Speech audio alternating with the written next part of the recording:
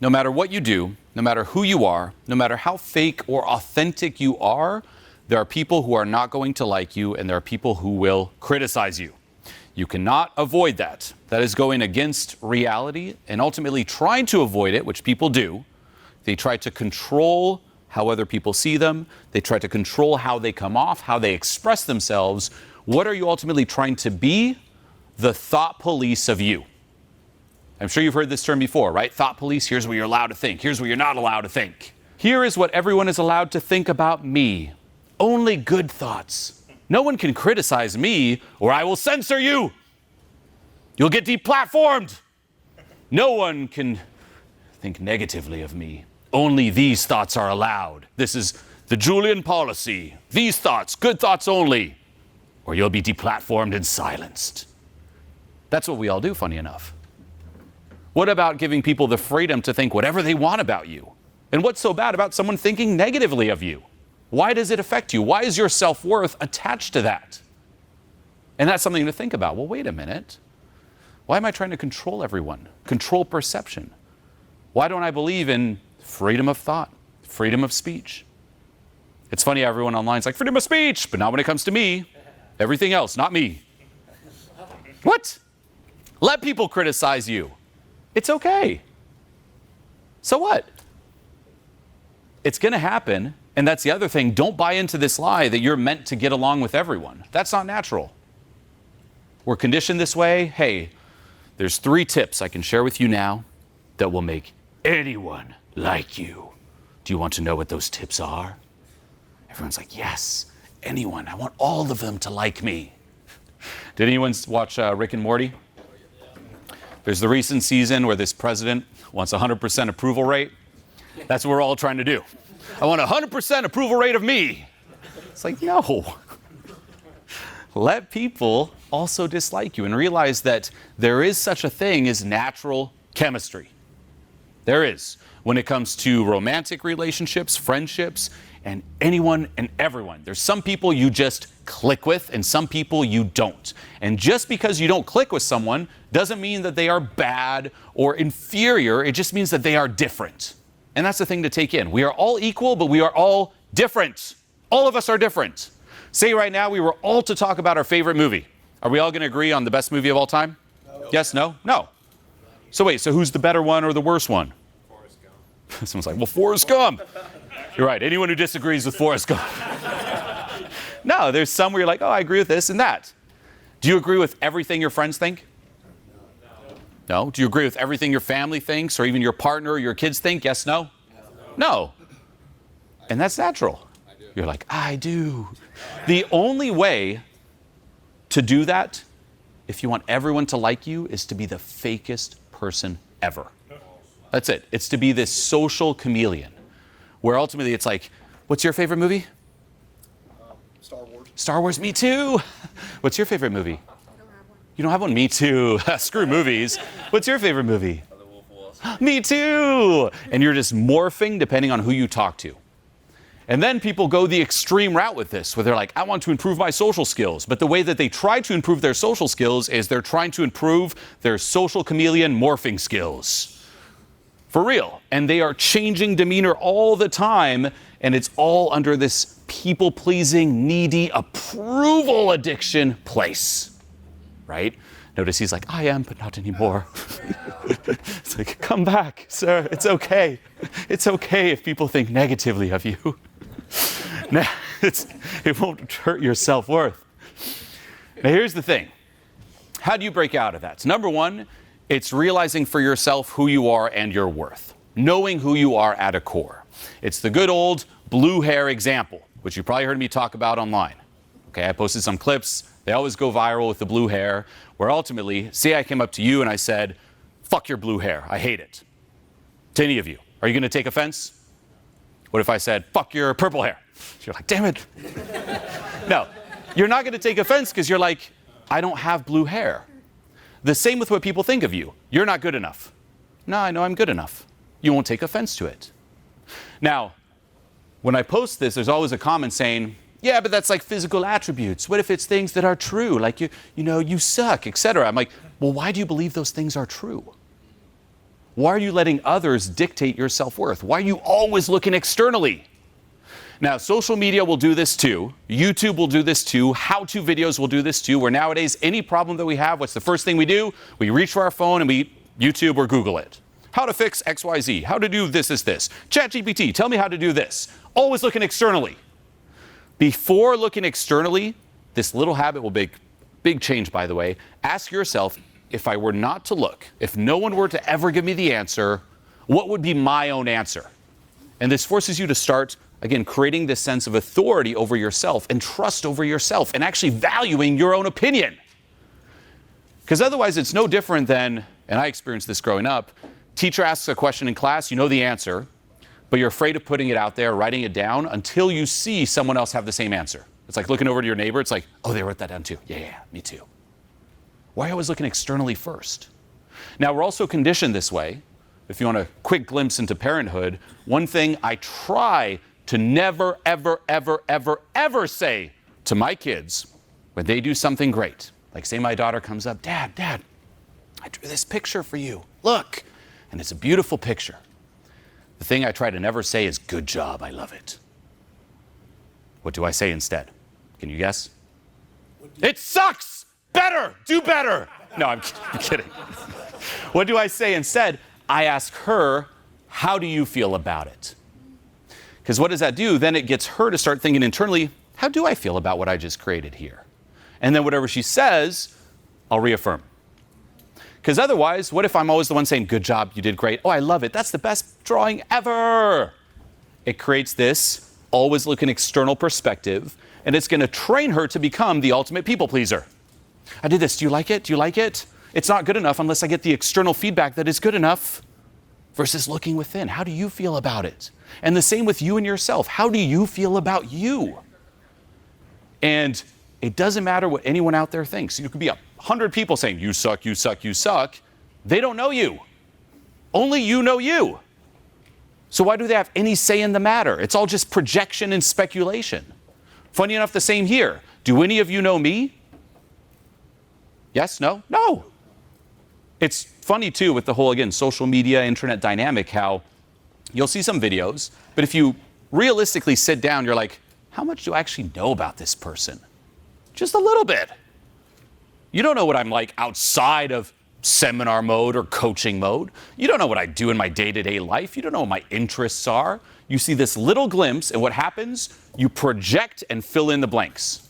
And even the bit that you see, you will filter it through your own thoughts, which is why some people might see my videos and they're like, hey, this guy's awesome. And some others like, this guy sucks. And then they fill in the blank. He's probably like this. He does this. He just got out of bed before the speech, which is true. No. Well, it depends. But notice how they'll fill in all these blanks. Those are what his intentions are. It's like, do they know me? No. So why are you taking speculation and projection over what you know about yourself? Now, the quick, immediate judgment is, well, okay, well, who am I? What do I know about myself? But you got to go deeper than that, because who you even think you are here today, for the most part, is conditioned, if you've been looking externally for a long time, by many, many, many years of external feedback. And this is where letting go is so powerful. It's diving into the core and being like, okay, who am I really? How do I feel about myself really? And then, can I detach my self-worth from the external? And it's not just approval, it's anything. The same with success. For any of you who've been on this road to self-improvement or even business, it's not this linear progression. You go up and down, and then you move up as doing so, but there's crashes. You burn out. Things fall apart. Guess what? In my whole journey, I started working on myself in 2006, coaching in 2010. There were crazy up and down, right? Before coaching and stuff, before 2010, working on myself, but I was doing a ton of minimum wage jobs. I was homeless a couple times, living outside my car, sometimes a friend's place, this other place I talk about with cockroaches everywhere that would lay eggs in my computer. I went from that to suddenly traveling the world, making a lot of money. Then I lost it all. And I was like 250 or more thousand in debt. And then I built everything. It's up and down, up and down. What if I keep trying to find myself in that? Then you're literally at the mercy of that thing. If you try to find yourself in the approval of others, you're at the mercy of the approval of others. And then what you notice is your level of self-esteem can like forever fluctuates. One day up and the next day down. The same with how you look. People do this a lot. When I look good, when I don't, when I have money, when I don't, constant up and down versus, hey, this is me and I'm here no matter what. Nothing out there determines my self-worth. And then look into the different paradigms or beliefs that you buy into. If you're like, it's all about the money. It's like, well, when did you start believing the money determines your self-worth? And reflect back on your childhood. Does a baby think that? When you were born, you're like, here I am. Oh, my parents are broke. No. Low self-worth baby. No. You don't think that. So all this stuff got programmed into you. And this is why you hear me talk so much about confidence. It's not about adding more. And it's not about perfecting your little coping, manipulative, social chameleon skills. It's about detaching all that and realizing you are good enough and you've always been good enough. The problem is things have convinced you you aren't. Experiences, people, life, and you started forming the shell, you started disowning parts of who you are, and then here you are. How do I get better? It's not about adding, it's about removing. Remove the conditioning. And this gets you back in touch with a very childlike state, funny enough, plus the experience and intellect of an adult. And that's where you're truly unstoppable. And this is where you can also audit your life and ask yourself, how often do you laugh and giggle and have fun and play and use your imagination? When's the last time you were like smiling to the point where it hurt? For a lot of people, they can't remember. They're like, oh, maybe once a month, once every 2 months. What's going on there? When did life start being this heavy, serious thing? When did you start caring so much about every little thing and just notice that draining, that like the energy that just gets drained from you when you do? Right? You were saying before, it's like I feel drained and stuff. Well, that's because on one end, you're micro-analyzing and managing the way you come off. Meaning, at any point in time, by the way, for any of you who ever run out of things to say, that's not possible, by the way, because you've been alive X amount of years. You have a lot to say. That's like, it's ultimately an injustice to life, right? It's like, hey, I've been alive this long, and I have nothing to say in this moment. Really? Nothing to say about life? Nothing? You're like, nope. No, you have things to say. The problem is you're filtering it. And if you run out of things to say a lot, your filter is way too high. Meaning, here's everything I could say. Is this good enough? Nah. This good enough? Nah, nah, nah. Oh, maybe this. Nah, nah. Drop the filter. Do kids filter themselves? No. Now, does that mean say anything and everything at all times? Of course not. And that's where social intelligence, empathy, learning how to connect and read with other people comes into play. But then, unlike a kid, it's out of choice versus obligation. It's, hey, here's what would make sense. Within that, here's all the things I could say. Brah, and you let it loose. And the same with work. When did work start being this heavy, serious thing? When's the last time you just giggled to yourself at your computer? Now, when I say this, people are like, well, it's easy for you to say, Julien, you're just public speaking. Well, yeah, but at the same time, it's fun, but it's not always fun. There are times where I don't want to speak. There's times before going on stage where I'm like, oh, I got to do this thing. Why? Because it's a fucking job. And like any job, no matter how good, by the way, in the world, anyone you see, I wish I had their job. That person, they feel most likely the same way you do about your job. For real. It's not about the job. It's about, one, the relationship you have with the job. And no matter how healthy the relationship, humans are humans. There are times where you're not going to feel inspired on your purpose. Now, the difference, though, which I also talk about, is that, yes, being on your purpose is key, but you're still going to have good and bad days. However, a bad day on your purpose will forever beat a good day off your purpose. Meaning I would much rather, before a seminar, be like, oh, I don't want to do this. I don't want to work today. I just want to lie in bed. It's raining outside. I just want to cuddle up, do nothing. I'd rather experience that and have to work versus having a great day doing something I'm not passionate about at all. For real. That's the key. But you're still going to have bad days on your purpose. But beyond just the speaking, guess what? A lot of my work is me in front of my computer, sitting down. That's it. There was this old meme back in the day that people would pass around where it's like, here's what your friends think you do, what society thinks you do, what your parents think you do, and what you really do, right? And again, you can also see how much we project. You might see, again, all the seminars, you're like, oh, this guy's traveling and fucking speaking and doing this, this, this. Yeah, that's part of it. But for the most part, what I really do would be a picture of me in an airplane seat crunched up over a computer. And that's my life. Or me at home just like editing, which by the way, for all the YouTube videos, I do all the editing myself. Now, not the shorts or the cuts, so on and so forth for Instagram, but for YouTube, I do all those cuts myself. Any business person, when they hear this, they cringe because they're like, why don't you delegate that? But this brings in another thing when it comes to purpose, which is, and this is the way I view it. There are two rules ultimately to living a successful life. One is discover what you love. Two is to design your life to do more of what you love. For me personally, I love speaking, I love coaching, but I love editing. And I always have. Even growing up with music, I had this old program called Pro Tools, and I would edit music back then, and that brought me joy. It did. And it still does to edit the videos. It brings me joy. So why would I delegate that? Why would I even need, because I would make more cash by doing so, why would I need that extra cash to do more of what I love? But that's doing more of what I love anyway. So I'd rather give up that cash, ultimately pay to do what I love. But that's also a lot of my job. Now, it also goes on the creative side where it improves the speaking, where I'm analyzing the footage and so on and so forth and perfecting the coaching. But it's me behind my computer. And guess what I'm doing behind my computer? Giggling like a child. For real.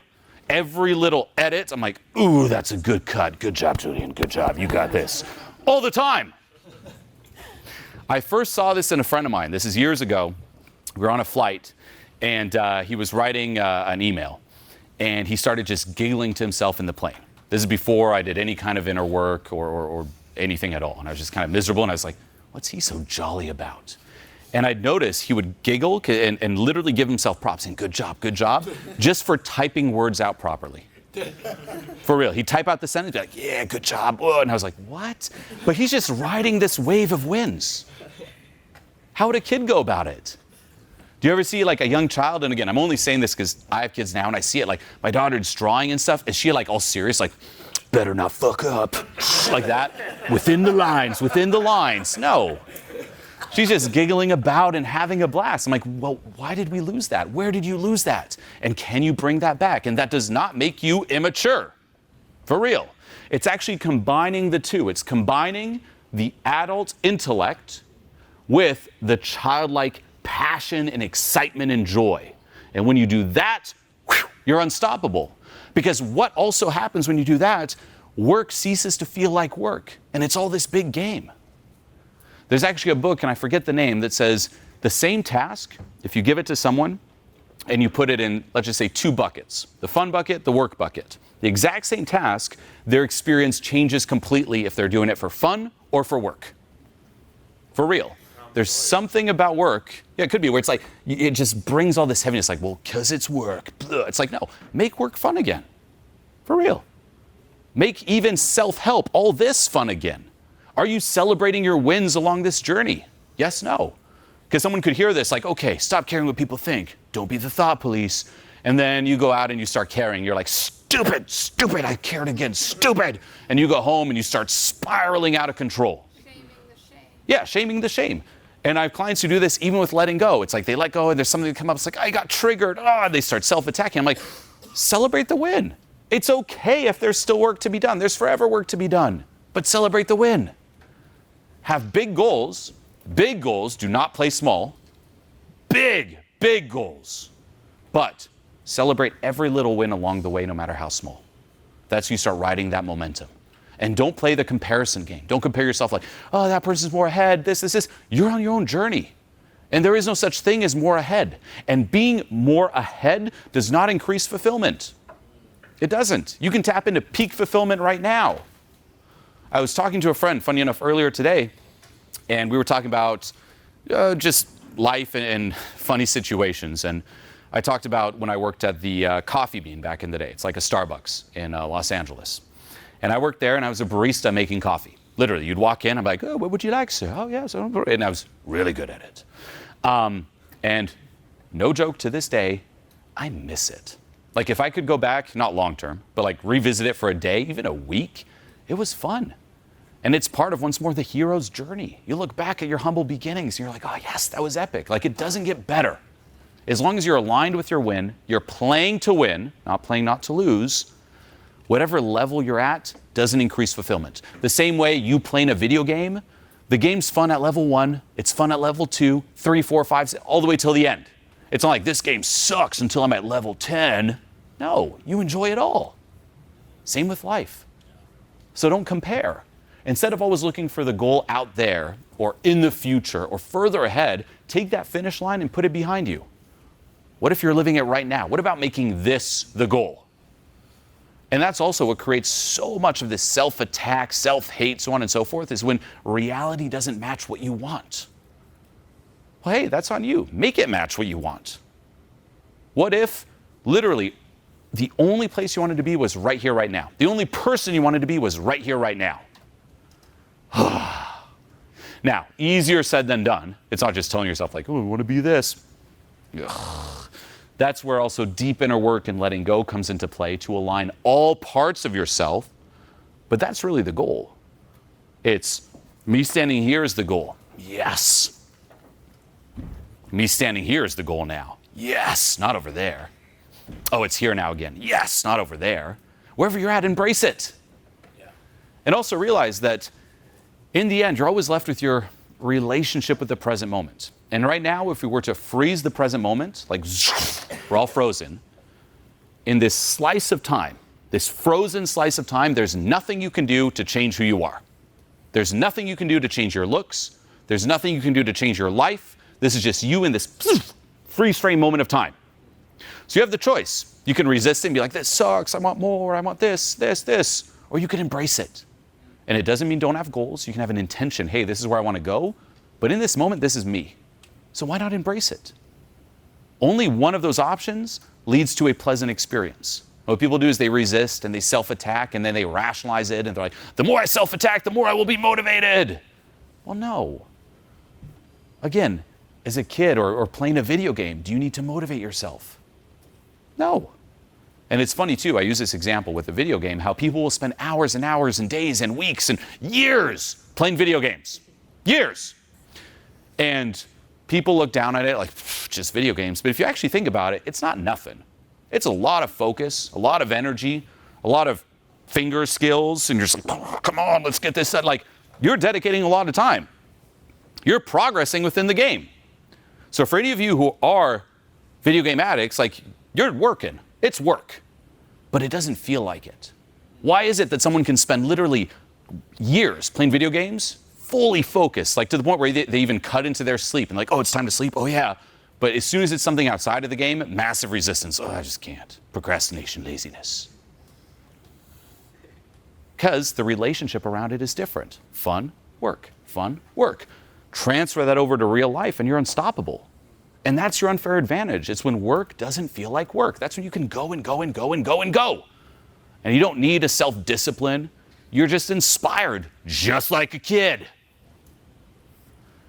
Now, this does require also reflecting back on your childhood. And it could also be that your childhood wasn't that peachy. But no matter how terrible your childhood was, there was a moment before where you were that, where you felt that, and then you lost it. And the beauty of this is your childhood was not in your control. You were thrown into different circumstances. Maybe your parents were terrible. Maybe whoever raised you was terrible. Maybe life didn't treat you fairly. And that was not up to you. That's life, lifing. But the beauty is, you don't have to be a slave forever. You can actually go back, and the things that left a negative impact on you, you can release them. And that's why I talk so much about letting go. And the last thing with this in your self-worth, it's also about reflecting on what it means to be good enough. Are you good enough only when you let go of everything? Yes or no? No. Are you good enough if you never let go? Yes, no? Yeah. I see some, Are you good enough if you don't take any action and don't make any money? Yes. Yeah? Are you good enough if you're unhealthy? Yes. Hell yeah. Are you good enough if your entire life you do nothing and accomplish nothing? Yes. Yeah. Okay, good answer. Yes, you're good enough no matter what. If there is a reason, if you can find a reason for why you are good enough, then you're not good enough without that reason. And then you're a slave to that thing, whatever it is. Even if you try to find yourself, I'm good enough because I'm smart. Well, now you're a slave to that. And you're going to be hanging on to it in fear of loss around being smart. And back to the video game, think of life that way. There's the player and the character, and you are both. Right now there's me, Julien, like in GTA, delivering a speech. And then there's me in the spiritual world. They'll call this like your higher self, playing the game. And what we do is we get too myopic. We play this game of life through first person only. Instead of, no, I'm also zooming out the player, not just the character, third person. And your essence at a core, who you are, is good enough regardless. If you play a video game, you're not a better person because you're level 2 or level 3. You're just you playing a game. You're just you living life. Whatever your goals are, you're just you accomplishing certain goals, but you are forever good enough. And the key to be good enough is to identify what's keeping the lie that I'm not good enough alive and let go of it. It's not by compensating or accumulation or getting more. It's by letting go. And then you're invincible. Now, people will also fall into the trap where they detach completely, and that's not healthy. On one side, it's someone who's only the character. On the other side, it's someone who's only the player. You are both.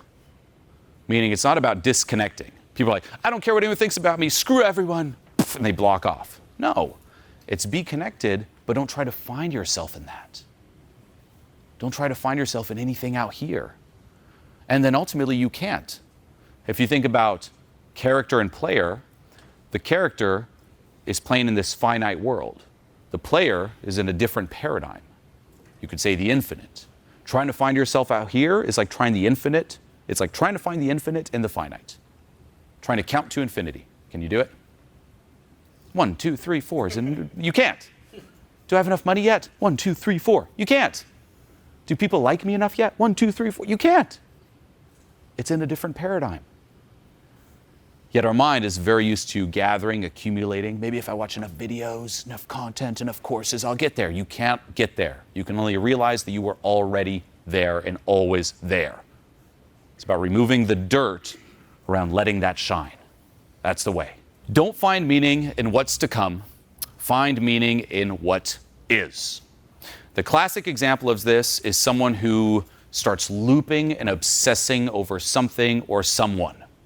Right? A lot of people fall into this trap. They loop over an ideal partner. Right? Once I find love, I just need to find love. I just need to find the one, if only, if only. And they start looping and looping and looping, or looping about how sad their lonely life story is so far. I've fallen into that trap. And it's easy to fall into because it gives you a sense of purpose. Let that land. You don't have to be in a relationship to have certain feelings about a relationship. You can live in your mind about fantasies of one day when I meet that person. And instead of just going through life like, going through the motions, there's that thing that gives you hope, that imaginary purpose. And movies condition it. You watch any Disney movie, which I am now an expert in, for real. All of the Disney princesses, I know them all. I know their strengths, I know their personalities, I know their powers. Any trivia around the Disney princesses, I know. For real. Now, common thing in those Disney movies, even beyond the princesses, is someone really obsesses over someone. Or even like the Hallmark movies, right, which are all coming out right now. They obsess, and it's like they're the one, and there's obstacles, and then you overcome it, and you finally get the one. And we buy into that. We think the more we obsess and loop and think, and it doesn't have to be a person, it could also be success. Right? If I go to bed and I have my vision board of success, it's like, I need it. One day things will be so much better when. That's the worst approach ever. Terrible. Why? Because what is it, on one hand, continuously reinforcing that this right here is not good enough. I'm not good enough. That has to be the finish line. I'm chasing that. And then it creates neediness. And there's that famous saying, neediness equals lack. You only need something you don't have. So the more you need something, the more you're telling yourself, I don't have this, I don't have this. And guess what? The more you tell yourself, I don't have this, the more that becomes your comfort zone. And what do you know about comfort zones? They like to keep you stuck and comfortable in them. Meaning that even if there were opportunities, self-sabotage would kick in to push people away or push success away so you can keep experiencing the lack. Let that land. This is big. If only I had a partner, if only I had a partner. Say someone says, hi, nice to meet you. Oh, it's my ideal partner. Because actually being with that person would disrupt the known. If you've been craving a person for so long, if you have them, you can't crave them anymore. So what are you going to do? It completely shatters your comfort zone. Now, sometimes you can still get into a relationship despite that, but then you don't even enjoy it too. And then there's the fear of loss. If they leave, oh no, it's terrible. And you'll find new ways to, again, get your hit of lack, just like a drug. Right? There's all those movies and shows about, like, again, drug addictions and so on and so forth. And the pharmaceutical companies, well, hey, the biggest drug, lack. This isn't enough. More, more, more, more, more. And that's what runs us. Yeah. So you're being addicted to the pursuit, or addicted to the chase, or addicted to the climbing the Everest. Yes. But never getting it, because then you can't chase it. Exactly. And that's crazy. So audit on your end, what's my comfort zone like? What do I feel the most on a day-to-day basis? What does my mind loop on the most? We tend to think every day is new and unique. It isn't. For the most part, another famous saying in the self-help world, 90% of your thoughts here today are the same thoughts you had yesterday and the day before, so on and so forth. It's the same concerns, the same patterns. Again, every day we're like, it's going to be different. No, it's the same. Of course, the external could be different, but your experience in that inner world, emotional and mental, it's very predictable. This is also why patterns follow you and run you, often from your childhood, years on. So become aware of it. That's the first part of this. You got to know what's running you. And then, don't fuel it. And audit all the actions you're taking. What am I doing to fuel this? And instead of fueling it, learn how to let go.